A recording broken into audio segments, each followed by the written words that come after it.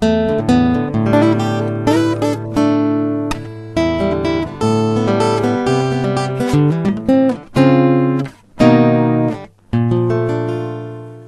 dia, seja muito bem-vindo a mais um Olhar de Lince. À volta da mesa estão Pedro Cabrita e Pedro Filipe, que vão analisar os destaques da semana. Hoje vamos espreitar o que se passou nas jornadas parlamentares do PS em Viseu. Por agora ficamos em Lisboa, onde na semana passada foi realizada uma conferência para debater a reforma do Estado. A criação desta conferência foi proposta pelo Primeiro-Ministro e teve como finalidade alargar à sociedade civil o debate em torno do corte dos 4 mil milhões de euros na despesa do Estado. A organização da conferência proibiu os jornalistas presentes de gravar imagens ou utilizar citações sem autorização prévia dos seus intervenientes. Pedro Filipe, muito bom dia. Houve condições para a sociedade portuguesa entrar neste debate? Muito bom dia. Sim, houve condições. A sociedade portuguesa podia entrar neste debate à sua medida. Primeiro tinha que ter convite, porque houve gente da sociedade civil que tentou entrar, neste caso os feirantes, e disseram-lhes: sociedade civil, mas não tanto, amigos. Não, vão lá fazer as vossas feirinhas para outra freguesia, se faz favor. Depois, nós que não podíamos estar lá, podíamos ter acesso através dos jornalistas que lá estiveram presentes. Ou seja, os jornalistas podiam passar as imagens que quem estava a organizar escolhesse que podiam passar, não podiam gravar som durante o evento, tinham que estar caladinhos, sentados, ser obedientes. Eu acho que é assim que a sociedade civil se deve comportar. Pelo menos, por exemplo, na Coreia do Norte, é assim que ela se comporta. Bom dia. Realmente não se consegue entender como num regime democrático o que poderia ter sido uma boa iniciativa e o que nunca aconteceu, que é um governo em pleno exercício das suas funções abrir à sociedade civil um tema que é um tema estruturante da sociedade civil. Como é que vai ser o Estado daqui para a frente? É que a finalidade deste debate era mesmo esse. A finalidade deste debate era obviamente chegar, iniciar a discussão do Estado, do tipo de Estado que nós queremos a partir de agora. E já percebemos, é totalitário. Um Estado totalitário, nós percebemos. A discussão para mim iniciou-se e findou-se ali. E eu não vou dizer mais antes que eles venham cá buscar. Este governo tem acaba por ser infeliz. Esta ideia podia ter sido uma ideia muito boa. Não percebo, e já tentei entender o que é que poderia ter sido dito na conferência que não podia ser visto nem ouvido pelos... É discussão, o governo não gosta de discussões, gosta de unanimismos. Por isso é que todas as pessoas que lá estavam eram no mesmo campo político. Por isso é que a moderadora que lá estava também tinha sido convidada e estava associada a um partido político. E, quer dizer, saiu uma mensagem de unanimismo. Sim, mas isso é mentira. Havia pessoas que não eram da cor política do governo. Não é? Eu acho que não foi essa a questão. Para mim a questão é que eu não consigo entender sequer o que é que poderia acontecer e que mal é que poderia advir daí da população ouvir aquilo que os intervenientes diziam. Quer dizer, não deixar que toda a gente entrasse lá, eu percebo, que tivesse uma limitação de número de pessoas, por aí. Quer dizer, os primeiros 200 a chegarem lá, mas entravam. Quer dizer, por exemplo, estes feirantes quiseram que 2 ou 3 representantes pudessem ir e disseram-lhes logo que não. Isto já foi antes. Foi quando eles foram ministros, disseram-lhes não. É como convite. Pronto. Mas para mim só faz sentido cortar, neste caso, pessoas que se percebesse que iam para lá para fazer manifestação. Fazer barulho. Exatamente. Isso aí, se percebesse, mas também mal iniciassem isso, eram postos na rua. Quer dizer, não... Mas acho que isso foi um pouco gerido como certas discotecas. Ou seja, tem convite. Isto é uma festa privada. Nem toda a gente pode ser da sociedade civil. O consumo mínimo para ser da sociedade civil são 5 milhões. Não. Mas os jornalistas foram convidados a estar na sala, mas proibidos de transmitirem o que ouviram. Isso faz-vos algum sentido? Quer dizer, só na cabeça dos organizadores é que faz sentido. Realmente não... É a mesma coisa que eu convidar alguém para vir à minha casa, mas depois dizer, só se podem sentar na cadeira X, não se podem sentar no sofá, só comem quando eu quiser, e comem o que eu quiser, e vão-se embora à hora que eu quiser. Quer dizer, é um total... Eu nem percebo. Para mim o problema desta conferência foi os jornalistas também prestarem-se a este tipo de situações. Muitos abandonaram. Mas eu acho que devia ter sido um bocadinho uma atitude corporativa. Todos deviam ter feito o mesmo. Para os jornalistas, para a população sentir que os jornalistas estavam todos a uma só voz. Sim. Toda a gente abandonava. Não, olha, ninguém transmitia nada daquilo. Era a pior coisa que podia ter acontecido ao governo, era ser desprezado. O governo quis ter uma discussão à sociedade civil, discussão essa que ficou apenas pelo governo e pelos intervenientes na conferência. Outra coisa, acho que houve um jornalista da TVI 24 que conseguiu furar esse bloqueio, porque eles previram quase tudo, mas não previram, não se podia tweetar. Então ele ia tweetando tudo o que estava a ouvir e os intervenientes aquela criatividade portuguesa, desenrascou-se. Sabe o quê? Não posso gravar, não posso... mas twittar ele pode, tumba. Esse verbo não estava lá Não, twittar não estava lá. Twittar não estava lá. Toma, governo. Ele tweetou. Sociedade Civil 1, Governo 0. Em relação ao relatório do FMI que já analisámos no último programa, surgiram duas notícias interessantes. Em primeiro lugar, um dos coautores do relatório afirmou que a crise está a ser aproveitada pelos conservadores para reduzir o papel do Estado. E a segunda notícia foi que uma grande parte das informações que serviram como base deste relatório e que posteriormente que se verificou que estavam desatualizadas e fora da realidade do país, foram fornecidas pelo próprio governo português. Pedro Cabrita, que comentário é aquilo que já falámos no último programa. Eu fico pasmo. Eu nem... O que os nossos ouvintes deviam ouvir agora, não deviam ouvir nada, era silêncio. Porque eu nem sei o que é que é de dizer. Isto é tão escabroso que nem me passa pela cabeça. Como é que é possível um relatório que foi elaborado a semana passada e um dos seus intervenientes, ou uma das pessoas que elaborou o relatório, tem exatamente um discurso contrário àquele que o relatório produziu? Falou é um espanhol. Sim. Quer dizer, não faz sentido. É outra vez aquela... para além de termos visto que a senhora Lagarde dizia uma coisa e o FMI fazia outra, já conseguimos chegar ao ponto em que a própria pessoa que fez o relatório também diz o contrário daquilo que escreveu. Mas vai para além disso e começa a ser gravoso, e mais uma vez ele reforça aqui a ideia de que nada do que nos está a acontecer é inocente. E é isto que este senhor do FMI vem dizer. Como é que o governo pede a uma instituição para fazer um relatório e lhe dá dados que não são os corretos? Mas isto é sem querer? Provavelmente para os resultados não serem aqueles que... Então, mas é isso que ele nos vem dizer por linhas interpostas, que os conservadores estão a aproveitar isto. Este senhor espanhol do FMI está basicamente a dizer: abram os olhos. Vocês estão a ser enganados. Foi um alerta. Ele deve ter ficado muito espantado com todas as reações de todas as partes, não é? E se calhar foi ver e disse: oh diabo, nós também fomos enganados. É isso que ele está a dizer aqui. Mas ele também assina aquele relatório e o relatório puxa para um campo que ele depois contradiz-se no seu discurso. Também não faz muito sentido também. Porque aquele relatório do FMI também é político. Dás-lhe o ponto de partida errado. Tem a ver com tudo. É o que ele está a dizer. Ele diz: bom, os números que nós vimos já percebemos que não eram os corretos. Se me deres um ponto de partida errado, eu vou chegar a uma conclusão falsa. E as questões ideológicas? Que estão também no documento. Eu acho que nós já tínhamos chegado à conclusão na semana passada que o relatório não tinha praticamente nada ideológico. Era uma coisa de analistas. Não, também tinha... É o que eles chamam de FMI. Eles não têm uma... Também é um programa político. O FMI não tem uma ideologia. Mas é um programa político. Tínhamos chegado a essa conclusão. Que foi elaborado pelo... Alguém vai fazer dele um programa político. Aquilo é um parecer técnico. Alguém vai fazer dele um programa político. E é para aí que ele está a alertar. Repara, se alguém faz um relatório desse e depois diz: tenham cuidado, porque há conservadores no negócio, estão a aproveitar isto para matarem o Estado. Porque o que foi dito a ti foi: este é o relatório do FMI que queres...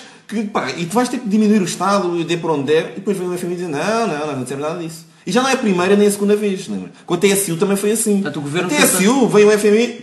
o FMI eu não sei, eles qualquer dia têm que pôr aqui um representante permanente só para negar tudo o que lhe é atribuído.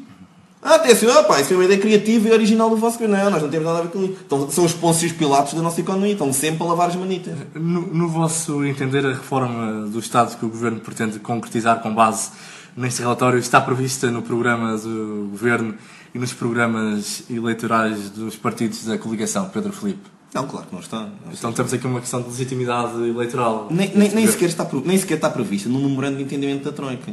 Tudo o que o Governo quer fazer vai para além de tudo o que já nos tinha sido dito, o que nos foi proposto, o que foi a votos, vai para além de tudo. O Governo tem uma ideologia vincada que quer impor-nos à força e arranjou esta justificação, que é uma cláusula geral aberta, que dá para tudo. E o Governo ainda tem a arrogância irónica de vir dizer, como fez esta semana no Parlamento, que é: o Governo só sai se nós quisermos. Quer dizer, é um atestado de idiotice, de estupidez, de ignorância ao Presidente da República. Eu se fosse Presidente da República... Mandavas logo: então acaba aqui o jogo. Já saíste. Não acabava com o Governo, mas se calhar alertava e dizia: alto lá, amigos, porque se eu quiser eu acabo com isto. Sim. Só que isso tinha que ser outra pessoa, porque Cavaco Silva não era capaz de fazer isso. Passos Coelho vem literalmente dizer no Parlamento que o Governo só acaba se eles quiserem. Ponto final. Isto soa quase a Nós qualquer dia antigo regime. Nós qualquer dia elegemos ditadores durante 4 anos. É a figura romana do ditatório. Durante 4 anos são ditadores. Nós não podemos fazer nada. Na visita presidencial a François Hollande, o Primeiro-Ministro afirmou que Portugal precisa de levar mais longe a estratégia de regresso aos mercados, prevendo mesmo o regresso aos mercados ainda este ano. Pedro Cabrita, isto são boas notícias para o país? Não, eu acho que isso é tudo... Quantas vezes é que Passos Coelho já veio dizer que Portugal ia regressar aos mercados? E é assim, essa história do regressar aos mercados é um bocadinho passa a expressão, para papalvo. Porque Portugal pode entrar nos mercados quando quiser. Leva com uma taxa de juros mais alta. Isso é tudo. Quando o governo quiser que Portugal entre nos mercados, entra. Sim, mas a taxa de juros é incomportável. Sim, não, já desceu, não é? A semana passada, Portugal já fez empréstimos de curto prazo com taxas de juros mais baixas do que as taxas de juros que a Troika nos empresta, o que é algo já irónico. O que falta é empréstimos a longo prazo em que as taxas de juros também sejam iguais ou mais baixas que a Troika. Os mercados já são mais amigos que os amigos que nos vieram. Os mercados são mais amigos quando é mais a curto prazo. Mas há aqui uma questão. As previsões do Banco de Portugal para este ano não são animadoras. Há aumento do desemprego e do número de insolvências. Há uma previsão para uma queda da receita fiscal este ano. Não seria melhor, Pedro Cabrita, regressar aos mercados só quando tivermos a nossa casa arrumada? Portugal vai regressar aos mercados quando politicamente isso for importante para o governo. Ponto final. Isto é tudo político. Não tem nada de economia nem tem nada de finanças. Quando o governo achar que tem que jogar esse trunfo e vir dizer ao país, como veem, conseguimos cumprir a meta traçada de entrar em setembro de 2013 nos mercados, entramos. E vamos entrar. Não é uma mera questão política que está aqui em causa. Sim, obviamente. Pedro Filipe, és a opinião do Pedro Cabrita? Sim, concordo. Mas eu até tinha ficado com a impressão, e acho que confirmaste agora, que nós já tínhamos ido aos mercados pedir um empréstimo. Não. Uma coisa é entrar nos mercados de curto prazo. E sempre entramos, mais ou menos sempre entramos. Aqui o problema são as questões dos empréstimos de longo prazo. São empréstimos a muitos anos. Esse é que nós estamos barrados, digamos assim. Ok, no encerramento das jornadas parlamentares do PS em Viseu, António José Seguro afirmou que os calendários para trabalhar as propostas do partido para criar um programa de desenvolvimento para Portugal foram antecipados. Pedro Filipe, António José Seguro é secretário-geral do PS há alguns anos, mas perante estas declarações terá acordado só agora? Não, eu acho que António José Seguro está a fazer o que António José Seguro faz, que é, antes de pensar no país, está a pensar no partido. António José Seguro sabe que não tem o partido seguro, ironicamente, sabe que não tem o partido na mão, então decidiu dizer que não, isto foi tudo antecipado, já não dá. Para quem vier aí, nem venha com ideias. Está toda a gente à espera que António Costa decida ou não se vai recandidatar, se não vai recandidatar. Se António Costa não se recandidatar ou disser que não se recandidata, António José Seguro já percebeu que faz as malinhas e vai ter com o Sócrates. Então quer dizer, temos uma oposição que anda à mercê do que uma pessoa poderá ou não candidatar-se ao partido. Sim, temos uma oposição que às vezes está mais preocupada internamente em consolidar a sua posição interna do que propriamente com os problemas do país. A nossa oposição é um bocadinho como ao governo, é a mesma coisa, funciona a mesma coisa, só que é da oposição. Sim, também para outra. Acho que estou na nossa classe política neste momento. Até falou-se da criação de um laboratório de ideias e propostas para Portugal. Foi aquele laboratório que, portanto, António Seguro tinha uma ideia, o Carlos Rinho tinha outra ideia, depois veio mais um membro do Partido Socialista com outra ideia, e outra ainda veio com... Eram 4 ideias diferentes. É um partido idiota. Que eles e depois acharam que, não sei, nem conseguiram pôr ali, então faz-se isso. Foi como a história dos duodécimos. Como não sabiam bem o que é que... O Partido Socialista, como não sabia o que é que havia a dizer em relação aos duodécimos, saiu da cartola esta. O trabalhador que escolha. Que é a mais fácil. Para mim o mais incrível não é o Partido Socialista ter tirado esta da cartola. O mais incrível é ter ficado mesmo assim.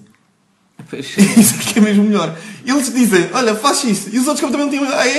isto vai ser polémico. Então olha, tá.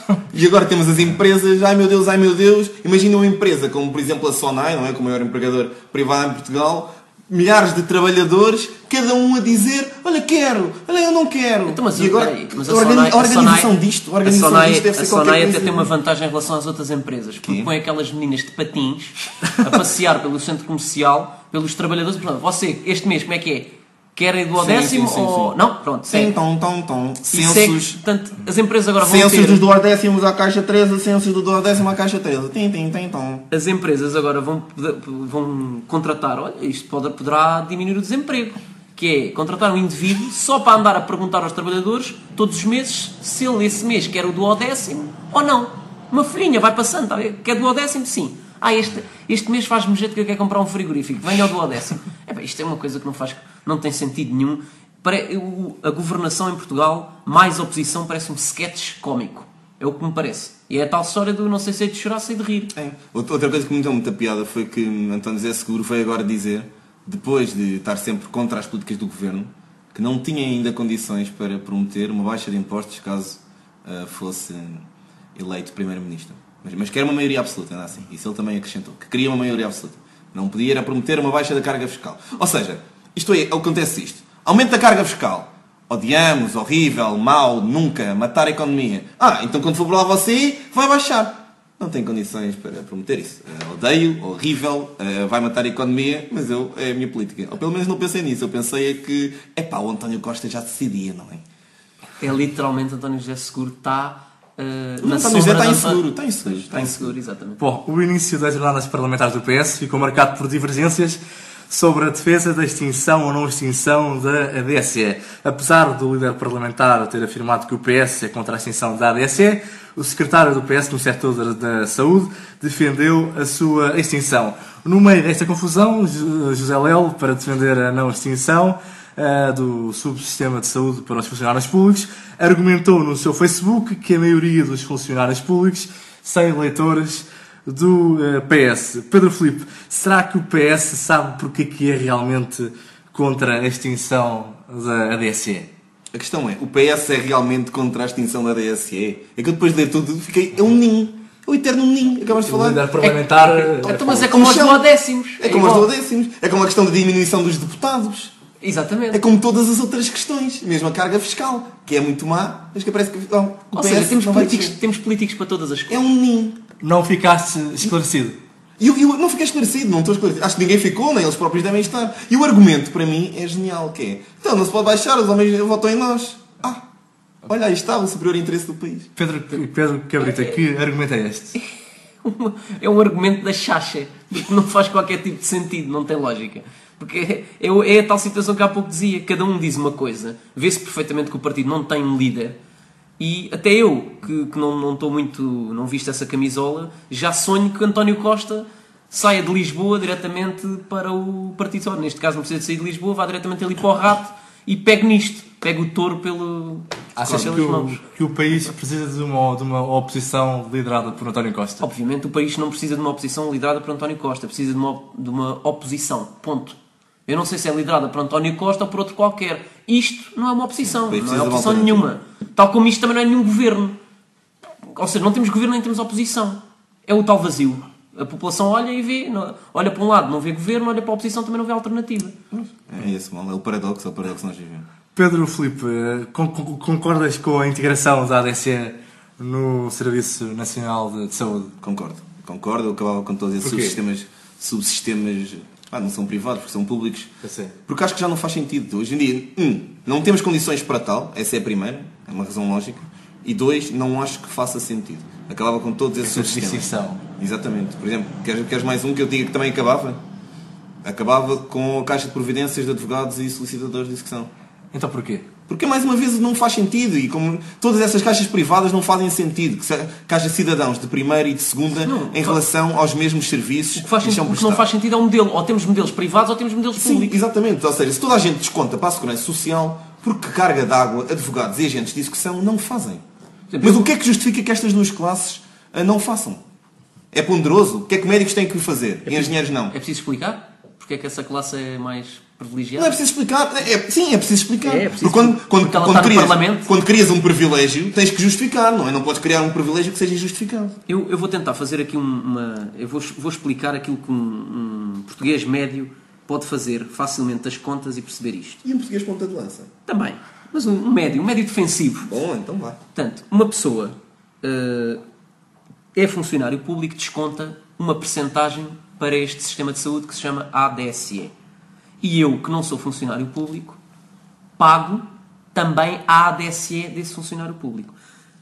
80% da despesa da ADSE é inteiramente da responsabilidade do Orçamento de Estado. Ou seja, Os funcionários públicos só pagam 20% das despesas que eles próprios têm da ADSE. Pergunto eu, cidadão médio que não é funcionário público, porquê é que eu tenho que pagar 80% das despesas de saúde dos funcionários públicos? Porquê?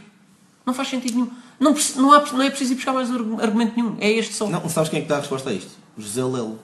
Porque os partidos, sempre que lá estiveram, pensaram: mas a nossa base eleitoral é o funcionário público. E por isso toca dar regalias desmesuradas à função pública. Por isso é que a pirâmide está totalmente invertida. E por daí o buraco que tens agora nas contas orçamentais, que também se deve disso. Ou seja, a conclusão é que os políticos são todos uns invertidos. É. Bom, Pedro Cabrita e Pedro Filipe, muito obrigado pela vossa presença. Caro ouvinte que se encontra aí desse lado, muito obrigado pela sua companhia. Para entrar em contacto connosco pode fazê-lo através do e-mail olhardelince.fm@gmail.com ou através da nossa página do Facebook. Este programa tem a produção técnica de Paula Santos Silva e repete à quinta-feira às 19 horas. Continue ligado à Rádio Costa Douro e tenha um bom dia.